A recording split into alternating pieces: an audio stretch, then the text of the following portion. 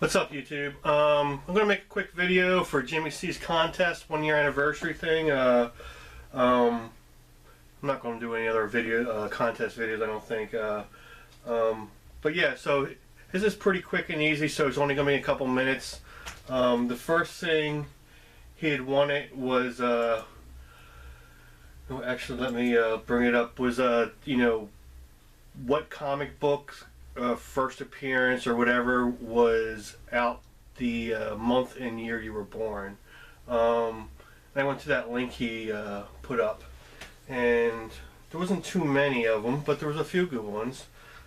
First one was Amazing Spider-Man 113. This is from October 1972.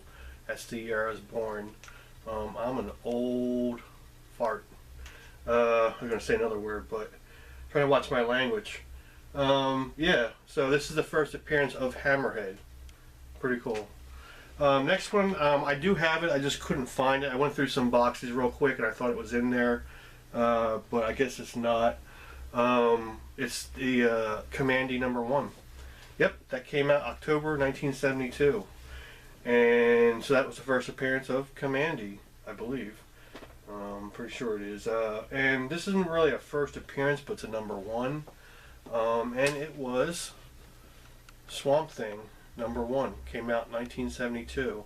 And Jimmy C actually was just showing me this one last night. We were going through some books I might want to buy off him, and I had told him that I had already had a copy of Swamp Thing #1, and mine's in fairly high grade condition.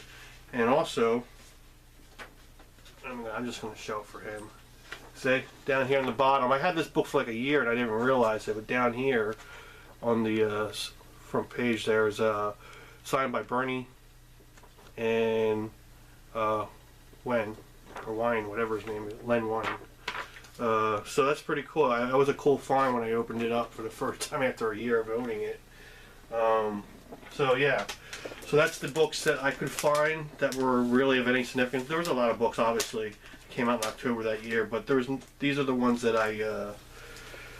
that had any kind of significance. So, and I think the next question he had was, let me look it up real quick. Sorry, maybe it won't be more than a couple minutes. Let me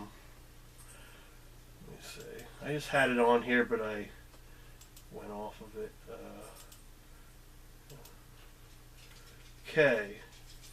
What do you think underrated book is right now? I know I kind of agree with him.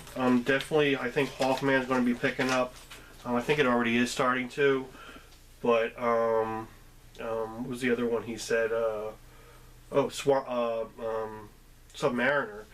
I've been thinking for a long time, because that was that's the first when I first started back to collecting. Besides collecting, starting to collect Avengers books, I actually started collecting the one of the big books I wanted to get was the first appearance of Submariner, or the Submariner #1, and I think that's definitely a way underrated book.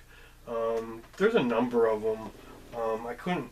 Other than that, I mean, The Flash has gotten bigger now. I think that was an underrated book until recently, to the TV show.